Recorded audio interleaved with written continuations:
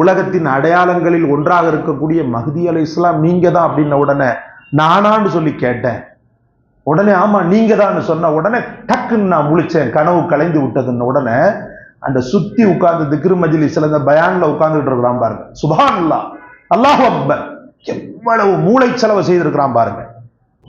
அன்பிற்கும் மிகுந்த மரியாதைக்கும் உரிய அல்லாஹ்வின் நல்லடியார்களே, அல்லாஹ் ரப்புல் ஆலமீன் உலகத்தின் வாழ்க்கையில ஒரு மிகச்சிறந்த உன்னதமான சவாபை களப்பற்ற நிலையில் செய்யக்கூடிய அமல்களுக்கு வைத்திருக்கிறார். தூய்மையான இதயத்தோடு அல்லாஹ்விற்காக நீங்கள் செய்யக்கூடிய கடுகளவு தர்மமும் கூட, கடுகளவு நன்மையும் கூட அல்லாஹ்விடத்திலே மலையளவுக்கு அந்தஸ்து பெறுகிறது என்று சொன்னால் அது மிகையான வார்த்தை அல்ல. ஆனால் பெயருக்காக, புகழுக்காக, விளம்பரத்திற்காக ஒருவன் மலையளவுக்கு தர்மம் செய்தாலும், கோடியளவுக்கு தர்மம் செய்தாலும் ஒரு செல்லா காசாக அது மாறி ஒன்றுக்கும் பயனற்றதாக நாளை மறுமை நாளில் உருவெடுக்கிறது என்ற அந்த வார்த்தை மிகையான வார்த்தை அல்ல. அதனால் செய்யக்கூடிய அமல்களில் இஹ்லாஸ் என்று சொல்லக்கூடிய அல்லாஹ்விற்காக மட்டும் என்ற களப்பற்ற தூய்மையான எண்ணம் நிரம்புவது அவசியம். பெருமை என்பது அழிக்கக்கூடியது.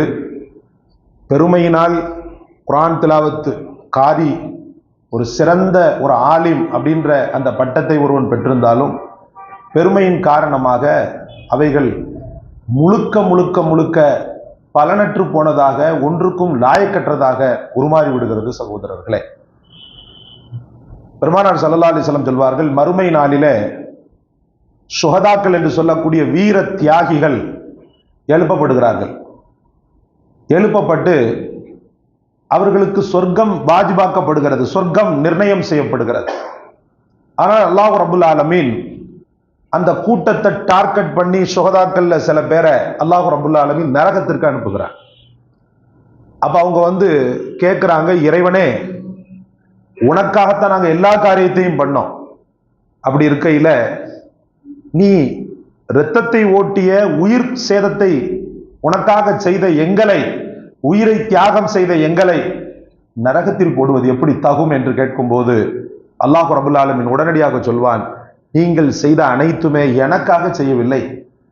உலகத்துல உள்ள வீர தியாகி, ஒரு பெரிய வீரன், அல்லாஹ்விற்காக இப்படியெல்லாம் தியாகம் செய்தவன் என்று உலக மக்கள் உன்னை போற்ற வேண்டும் என்பதற்காகத்தான் நீ அதை செய்தாயே ஒழிய எனக்காக நீ துளி கூட அந்த அர்ப்பணத்தை செய்யவில்லை என்று அவர்கள் ஓரங்கட்டப்பட்டு நரகத்திற்கு எரியப்படுகிறார்கள். அது முகங்குப்பரை எரிகிறார்கள், முகங்குப்பரை எரியப்படுகிறார்கள் என்று முஹம்மது ரசூலுல்லாஹி ஸல்லல்லாஹு அலைஹி வஸல்லம் அவர்கள் சொன்னார்கள். அதற்கடுத்து பார்த்தீங்கன்னு சொன்னா தர்மசீலர்கள், கொடையாளர்கள், கடன் கொடுத்தவர்கள், மிக அதிகமாக உதவி செய்தவர்கள், அவர்களும் நரகத்திற்கென்று ஒரு கூட்டம் விதியாக்கப்படுகிறது. அவங்க தாங்க முடியாம கேட்கிறாங்க, யா அல்லாஹ் உனக்காக பொருளாதாரத்தை அள்ளி வழங்கினோமே, எல்லாவற்றையும் நாங்கள் முன்னாடி நின்று செய்தோமே, இருக்கையில எங்களை நீ நரகத்தில் வீசுவானேன். அப்பதான் அல்லாஹ் ரப்புல் ஆலமீன் சொல்கிறான், நீ செய்தது என்னமோ உண்மைதான், ஆனால் நீ செய்தது முழுக்க முழுக்க உலக மக்கள் உன்னை ஒரு பெரும் தர்மசீலன், கொடையாளி என்று சொல்ல வேண்டும் என்பதற்காகத்தான் செய்தாலே ஒழிய எனக்காக நீ செய்ய கிடையாது. ஆகவே உன்னுடைய பலனற்று போன இந்த சவாபு ஒன்றுக்கும் ஆகாது என்று அல்லாஹ் ரப்புல் ஆலமீன் கோபம் கொண்டு அவர்களை முகங்குப்பர நரகத்தில் தள்ளுகிறார். அதற்கடுத்த ஆலிம்கள், இல்மை படித்தவர்கள், வாலிபத்தையே தொலைத்து முழுக்க முழுக்க கல்வியிலேயே கடந்தவர்கள், அவர்கள் எழுப்பப்படுகிறார்கள். அவர்களில் ஒரு கூட்டம் நரகத்திற்கென்று விதியாக்கப்படுகிறது. இறைவா, உன் கலாம் ஷரீஃபை ஓதி மக்களுக்கு போதனை செய்தோ, உன் கலாம் ஷரீஃபை ஓதி மக்களுக்கு தொழ வைத்தோ, மார்க்க பிரச்சாரம் செய்தோ, பல குழந்தைகளுக்கு நாங்கள் ஞானத்தை கொடுத்தோம், அப்படி இருக்கையில் எங்களை நீ நரகத்தில் போடுவானேன் என்று கேட்கும் போதுதான் அல்லாஹ் ரப்புல் ஆலமீன் முந்தியவர்களுக்கு சொன்னது போலவே நீங்கள் செய்தீர்கள், உங்களை சிறந்த ஆலிம்கள், சிறந்த பேச்சாளர்கள், சிறந்த ஒரு அறிவாளிகள் என்று மக்கள் போற்ற வேண்டும், புகழ வேண்டும் என்பதற்காக செய்தீர்களே ஒழிய எனக்காக துளி கூட நீங்கள் செய்ய கிடையாது என்று அவர்களும் ஓரங்கட்டப்பட்டு நரகத்தில் தள்ளப்படுகிறார்கள் என்று பெருமானார் ஸல்லல்லாஹு அலைஹி வஸல்லம் அவர்கள் சொன்னார்கள். அதே போல எக்ஸ்ட்ரா ஹாஜிகள், உம்ரா செய்தவர்கள், என்னென்ன நல்ல காரியங்களை அல்லாஹ்விற்காக இல்லாமல் மக்களுக்காக செய்தார்களோ அத்தனை மனிதர்களும் ஓரங்கட்டப்பட்டு நரகத்தில் தள்ளப்படுகிறார்கள் என்று சொன்னார்கள் பெருமானார் ஸல்லல்லாஹு அலைஹி வஸல்லம். அதனால் நம்முடைய அமால்கள் என்று சொல்லக்கூடிய செயல்பாடுகளை அல்லாஹ்விற்காக மட்டும் என்று ஒதுக்கி தள்ள வேண்டும். நம்முடைய உள்ளத்தில் இறைவனுக்காகத்தான் நான் இதை செய்கிறேன் என்பதில் ரொம்ப தீவிரமாகவே இருக்க வேண்டும். ஒரு துளி கூட அல்லாவிற்கு மாற்றமான ஒரு சூழலில் நான் இல்லை என்பதில் ஒரு சபதத்தோடு வாழ வேண்டும் சகோதரர்களே. சொல்வார்கள், அவனாக அறியாமல் பட்டவர்த்தனப்படுத்தப்படுகிறது, அவன் செய்த தர்மத்தை சொல்லி காட்டப்படுகிறது, அவன் விரும்பவில்லை, ஆனால் மக்கள் சொல்கிறார்கள் என்று சொன்னால் அது அல்லாவிடமிருந்து வரக்கூடிய பஷாரத், நற்செய்தி. அவனாக விரும்பவில்லை, மக்கள் சொல்கிறார்கள், அவன் செய்த நல்ல உபகாரத்தை மக்கள் சொல்லி காட்டுகிறார்கள் என்று சொன்னால் அதில் எந்த விதமான குற்றமும் பிடிக்கப்படாது, குறைகளும் காணப்படாது. அதன் மூலமாக அல்லாஹ் ரப்புல் ஆலமீன் சிறந்த ஒரு இபாதத்துள்ளவன் என்று மக்களால் சொல்லப்பட்டாலோ, சிறந்த ஆலிம் என்று சொல்லப்பட்டாலோ, அல்லது சிறந்த கொடையாளி என்று சொல்லப்பட்டாலோ அவனுக்கு துளி கூட அந்த சவாபில் குறைபாடு ஏற்படாது. அவன் உள்ளத்திற்கொப்ப அல்லாஹ் ரப்புல் ஆலமீனால் பாராட்டப்பட்டு சொர்க்கத்திற்குரியவனாக மாறிவிடுகிறான். மக்களிடத்தில் அந்த பெயர் வாங்க வேண்டும் என்ற நோக்கம் மட்டும்தான் தவறானது சகோதரர்களே. அவனாக விரும்பாமல் மக்களே சூடுகிறார்கள் என்று சொன்னால் அது அல்லாஹ்வினால் ஏற்படுத்தப்பட்ட நற்செய்தி, இப்படித்தான் சொல்லப்படுகிறது. ஆனால் இன்றைக்கு அல்லாஹ் பாதுகாக்க வேண்டும். முகஸ்துதி மூளை முடுக்குகளில் எல்லாம் ஒளிபெற்றுக் கொண்டிருக்கிறது.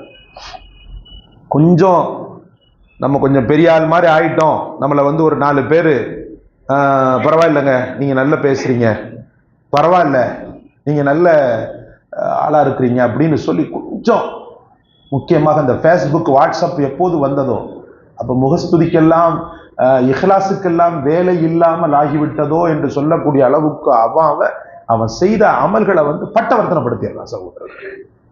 இன்னும் ஒரு சில பேர் செய்த தர்மத்தை மக்களுக்கு சொல்லி காட்டணும்னு சேனலே வைத்திருப்பான், பார்த்திருக்கீங்களா? மக்களுக்கு செய்யக்கூடிய உதவிகளை எல்லாம் படம் பிடிச்சு அதை வித்தியாசமா கோணங்கள்ல பிடிச்சு தொடர்ந்து அதை பதிவிட்டு இவர்தான் கடவுளின் அவதாரம் என்று மக்கள் போற்றுவதும், இப்படி அல்லவா மனிதன் இருக்க வேண்டும் என்று சொல்வதும். தர்மத்தை பகிரங்கப்படுத்தலாம். எப்ப பகிரங்கப்படுத்தலாம்னு சொன்னா, ஒரு நபர்கிட்ட இருந்து நம்ம வாங்கி கொடுக்கிறோம், அது முறையாக சேர்ந்ததா என்று அவர் தெரிய வேண்டும் என்பதற்காக பகிரங்கப்படுத்தி அவருக்கு தெரியப்படுத்தலாம். மற்றபடி செய்த புண்ணியங்களை எல்லாம் நான் வீடியோ எடுத்துக்கொண்டு அதை நான் மக்களுக்கு பட்டவர்த்தனப்படுத்தினேனால் அதில் என்ன சவாப் இருக்கிறது சகோதரர்களே? மொத்தத்தில் ஒரு 4 பேர் நம்மள அப்படின்னு சொல்லிட்டா போதும், இவனுக்கு ரெக்க கட்டி முளைச்சிருது. அப்படி முளைச்ச ஒரு விஷ கிருமி தான் யாருன்னு சொல்லி பார்த்துக்கும் போது அல்லாஹ் பாதுகாக்க வேண்டும். ரெட் ஹில்ஸ் பகுதியில் இருக்கக்கூடிய சோழவரம் இன்ஷால்லா வந்த உடனே எல்லாத்தையும் விலாவரியாக நான் சொல்கிறேன். பெருமானார் ஸல்லல்லாஹு அலைஹி வஸல்லம் அவர்கள் தனக்கு பின்னால் உள்ள பிரதிநிதிகளை, அதாவது மறுமை நாளின் அடையாளங்களை பெருமானார் ஸல்லல்லாஹு அலைஹி வஸல்லம் ரொம்ப அழகாக தெளிவாகவே சொல்லிட்டு போயிட்டாங்க.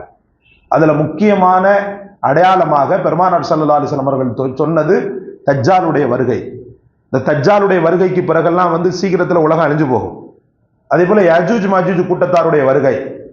எத்தனையோ அடையாளங்களை இந்த உலகம் கண்டுவிட்டது. உலகத்தின் முடிவு நாளின் அடையாளங்கள் அப்படின்னு பார்த்தீங்கன்னு சொன்னா தேசம் கிட்டத்தட்ட ஒரு 20-20க்கு மேல உள்ள அடையாளங்கள் விட்டது. எல்லாம் நடந்து கொண்டிருக்கிறது. இஸ்லாமிய ஆட்சி இருக்கும், ஆனா இஸ்லாம் இருக்காது அப்படின்னு சொன்னாங்க. இது ஒவ்வொரு இஸ்லாமிய நாடுகள்ல இன்றும் இருந்து கொண்டிருக்கிறது. இஸ்லாமிய ஆட்சின்னு சொல்லுவாங்க, ஆனா இஸ்லாம் இருக்காது. அதுல சவுதியிலேயே வந்துருச்சு.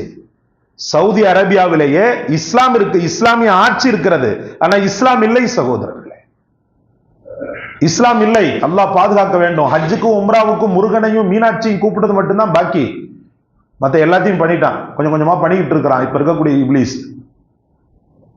இப்படி சில அடையாளங்கள் பெருமானார் ஸல்லல்லாஹு அலைஹி வஸல்லம் அவர்களால் சொல்லப்பட்ட அடையாளங்கள். விபச்சாரம் அழிந்து விடும். விபச்சாரம் அழிந்து விட்டது சகோதரர்களே, விபச்சாரம் அழிந்து விட்டது. ஆளாளுக்கு ஒரு கையடக்க மொபைலை வைத்துக் கொண்டு தன்னுடைய அங்கங்களை காட்டி இஸ்லாமிய பெண்களே, அல்லாஹ் பாதுகாக்க வேண்டும், மற்ற பெண்களை பற்றி பேச்சுக்கு இல்லை, இஸ்லாமிய பெண்களே தங்களுடைய அழகை காட்டி நான் இந்த ஆடை எடுத்திருக்கிறேன், அந்த ஆடை எடுத்திருக்கிறேன், எப்படி இருக்கிறது, இந்த சிகை அலங்காரம் எப்படி இருக்கிறது என்று ஒரு சில பேர் நாங்க பயான் பண்றோன்ற பேர்ல தினசரி மேக்கப் பூச்சோடு லிப்ஸ்டிக்கோடு பயானாற்றி கொண்டிருக்கக்கூடிய கேடுகட்டவர்கள், மார்க்கத்தை நாசப்படுத்தக்கூடியவர்கள், பெண்கள் எப்படி இருக்க வேண்டும் என்ற அந்த நியதியை கொஞ்சம் கூட மதியாமல் கனவுலகத்தில் மிதக்கக்கூடியவர்கள். அல்லாஹ் பாதுகாக்க வேண்டும். அப்ப நாளொரு மேனியும் பொழுதொரு வண்ணமும் விபச்சாரம் தலை தூக்கி கொண்டிருக்கிறது. அது உண்மை, நிதர்சன உண்மை. அங்கொன்றும் இங்கொன்றுமாக இருந்த விபச்சாரம் கேடுகட்ட தன்மைகள் இன்று மலிந்து காணப்படுகிறது. இது பெருமானார் ஸல்லல்லாஹு அலைஹி வஸல்லம் அவர்களால் சொல்லப்பட்ட அதிமுக்கியமான ஒரு அடையாளம். சகோதரர்களே, மது அப்படியே பொங்கி வலியும் சொல்லி சொன்னாங்க ரசூலுல்லாஹி ஸல்லல்லாஹு அலைஹி வஸல்லம். மது கலாச்சாரம் பொங்கி வலியும் சொல்லி சொன்னாங்க. இன்னைக்கு பாத்தீங்கன்னு சொன்னா மது மாது இந்த ரெண்டுமே பொங்கி வழிகிறது சென்னை மாநகரத்தில். நீங்க கூட்டத்தை பாத்தீங்கன்னு சொன்னா டாஸ்மாக் கடையில சனிக்கிழமை அந்த லைனுக்கு கூட போக முடியாது. டாஸ்மாக் கடையில நீங்க பாத்தீங்கன்னு சொன்னா சனிக்கிழமை இரவு நீங்க அந்த இடத்தை கடக்க முடியாது, அவ்வளவு கூட்டம் இருக்கிறது. குடித்து ஞாயிற்றுக்கிழமை வரைக்கும் குடித்து என்ஜாய் பண்ணிடுற நிக்கிற கூட்டத்தெல்லாம் பாத்தீங்கன்னா அல்லாஹ் அக்பர், படித்தவன், பாமரன், ஏழை, பணக்காரன், நடுத்தர வர்க்கம், வயசானவன், இளைஞன், 18 வயசுக்கு உள்ள இருக்கக்கூடியவங்க கூட குடிக்கக்கூடியது தன்மை. அல்லாஹ் பாதுகாக்க வேண்டும். லேடிஸ் பொம்பளைங்க எல்லாம் இப்ப சர்வசாதாரணமாக ஆகிப்போச்சு. அதுவும் ஐடி ஃபீல்டில் இருக்கக்கூடிய ஒரு சில பெண்கள், எல்லா பெண்களையும் நம்ம சொல்ல முடியாது, ஒரு சில பெண்கள் இதற்கு அடிக்டாக இருக்கிறார்கள். போதைகள் பெருக்கெடுத்து ஓடுகிறது, வகை வகையாக பெருக்கெடுத்து ஓடுகிறது சகோதரர்களே. வெறுமன்ன குடித்தன்மையோடு அல்ல, வேறு வகையான லாகிரி வஸ்துக்கள், சுவாசிக்கக்கூடிய போதை, வாயில் வைத்து அதக்கக்கூடிய போதை, என்னென்ன ஊசி போட்டுக் கொள்ளக்கூடிய போதை, மாத்திரை வடிவிலான போதை, போதைக்கு இதுதான் என்ற அளவு இல்லாமல் அனைத்திலும் நீக்கமர நிறைந்திருக்கக்கூடிய ஒரு இப்லீஸினுடைய ஒரு அடையாளமாக அல்லாஹ் பாதுகாக்க வேண்டும். போதைகள் பரவி கொண்டிருக்கிறது. நம்முடைய சமூகத்தை எப்படி காப்பாற்ற போகிறோம் என்று ஒவ்வொரு தாயும் தகப்பனும் துடிக்கக்கூடிய அளவுக்கு இளைய சமுதாயத்தினிடத்தில், இளைய தலைமுறையினிடத்தில் போதை வழக்கம், போதை பழக்கம் கொடிகட்டி பறக்கிறது. அதுவும் இஸ்லாமிய ஊர்களில் கொடிகட்டி பறக்கிறது. அவர்களுக்குள்ளாகவே ஒரு ஏஜென்ட், அவர்களுக்குள்ளாகவே ஒரு புரோக்கர், அவர்களுக்குள்ளாகவே ஒவ்வொரு ஆட்களையும் நியமனம் செய்து அல்லாஹ் பாதுகாக்க வேண்டும். அனைத்திலும் இந்த போதைகள் பங்கிடப்பட்டு வெற்றிகரமாக செயல்பட்டுக் கொண்டிருக்கின்றன. அதை முஹம்மது ரசூலுல்லாஹி ஸல்லல்லாஹு அலைஹி வஸல்லம் அவர்கள் சொன்னார்கள், கியாமத்தினுடைய அடையாளமாக போதை பெருக்கெடுத்து ஓடும். அது எந்த ரீதியிலும் சரி, எந்த ரூபத்திலும் சரி கண்டு கொண்டிருக்கிறது உலகம். பெருத்த அடையாளங்கள், பெரிய அடையாளங்களாக முஹம்மது ரசூலுல்லாஹி ஸல்லல்லாஹு அலைஹி வஸல்லம் அவர்கள் சொன்ன அடையாளங்கள் தஜ்ஜால், யாஜூஜ் மாஜூஜுடைய வருகை, சூரியன் மேற்கில் உதயமாதல். இப்ப கிழக்கில் தானே உதயமாகுது, கிழக்கில் தானே உதயமாகுது, மேற்கில் உதயமாதல், மாத்தி ஆப்போசிட்டாக. அதுக்கு அடுத்து ஒரு அடையாளமாக ரசூலுல்லாஹி ஸல்லல்லாஹு அலைஹி வஸல்லம் சொன்ன அடையாளம் தான் ஈசா நபியினுடைய வருகை, மஹ்தி அலைஹிஸ்ஸலாத்து வஸ்ஸலாமுடைய வருகை. மஹ்தி என்பவர் நபி அல்ல, மஹ்தியாக வரப்போகிறவர் நபி அல்ல, அல்லாவின் ஒரு இறை நேசர்.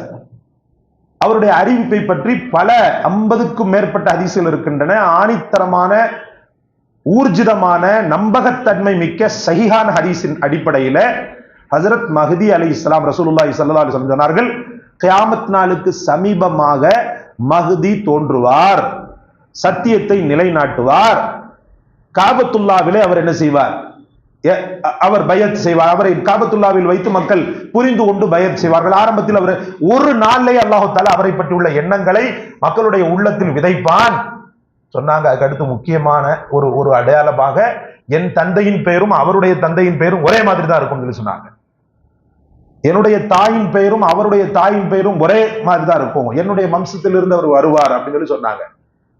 இந்த ஒரு அறிவிப்பை வைத்துக் கொண்டு நான் சொன்னேன் அல்லவா, முகஸ்துதி உச்சத்தை அடையும் போது தான் என்ன பேசுறோம், தான் என்ன செய்யறோம், பெருமை உச்சத்தில் நிற்கும் போது அவனுக்கு எதுவுமே புரியாது.